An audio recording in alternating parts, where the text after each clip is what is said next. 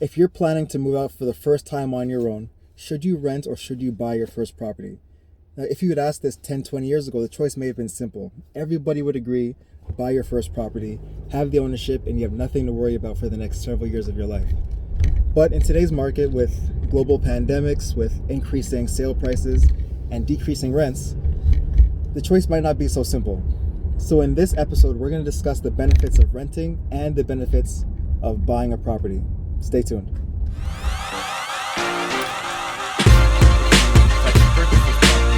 of like a forced savings plan. So over time,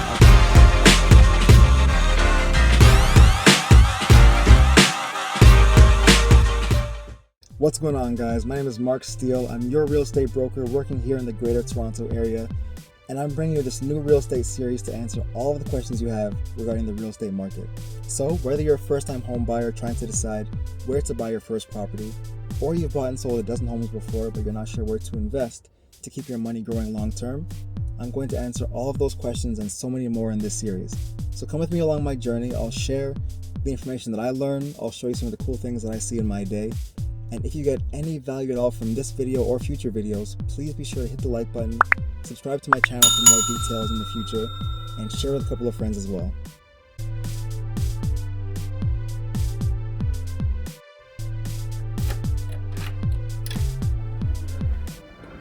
And one of the benefits of renting property is you have a little more predictability in your monthly living expense. In the next few minutes, I'll be showing this property to my client. It's a 2-bedroom, 2-bathroom unit in city center Mississauga. The owner has actually listed it for sale as well as for lease, so it's a good place to compare the two prices together, whether you're going to decide to rent or purchase this property.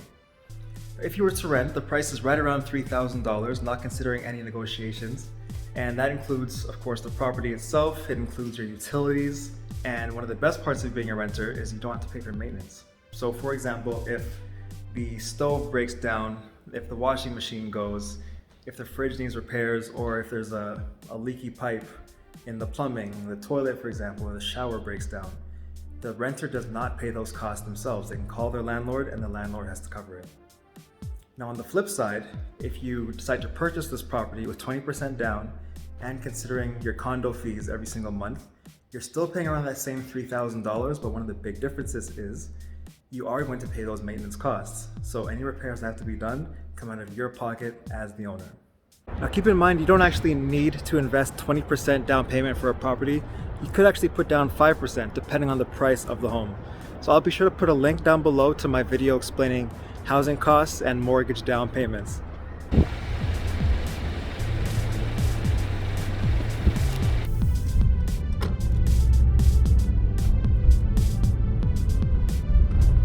So when you pay your 5 to 20% down payment, or more if you have it, and as you're paying your mortgage every single month, you're actually contributing to the equity of that property, which means that month after month, year after year, and of course, payment after payment, you're one step closer to owning that property outright. And that equity could then be used in the future to reinvest in other properties if you choose. It may seem like a small drop in the bucket every single month, but you are one step closer to owning that property, even if it's on a 20 to 25 year amortization period. Now that's not to say that if you rent a property, you're throwing money away on rents. In general, rental amounts are going to be less than mortgage amounts, which means that if you have extra disposable income at the end of every month after your rent is paid, you can then invest that money into the stock market, for example, or other ventures that may be more beneficial to you financially. So renting isn't necessarily throwing money away.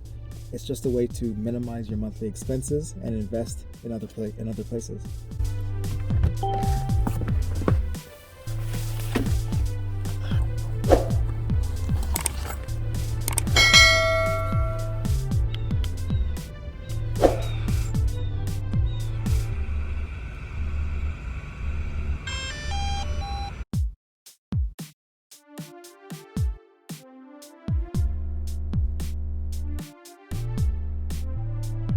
The decision to buy or rent a property really depends on the lifestyle of the person.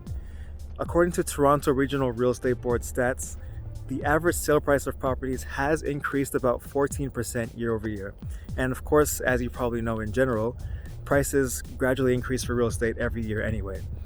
So what this means is if someone has patience to wait for the appreciation of their home and they buy that home in their price range, within their budget, they will generally see a big profit if they decide to sell after 5+ years. But again, this depends on the lifestyle. If someone is a little more flexible, they want to see more of the world and they don't want to be stuck to one property or commit to a mortgage long term, renting may still be the best option because it offers them more flexibility. If you have a month-to-month lease, you can be out by the end of the month. If you're on 1-year lease and after that year is over, you can move somewhere else and possibly explore the world and rent somewhere else.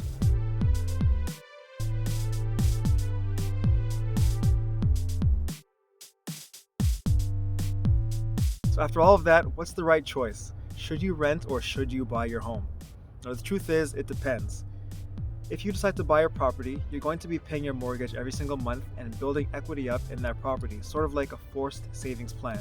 So over several years of building your equity, you could decide to pull that money out and reinvest in more properties or other investment vehicles.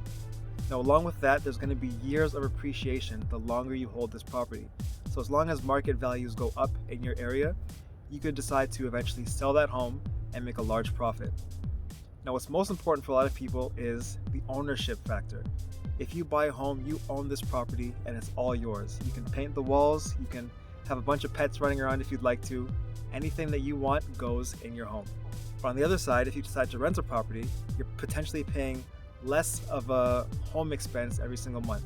So any additional money you have, any disposable income that you may earn every single month goes towards other investments or whatever else you want to spend your money on that month. And along with that, you have a lot more flexibility. So if you decide you want to work in a different city, in a different country, you have the ability to pack up and move pretty much whenever you want, depending on the lease agreement that you have with your landlord.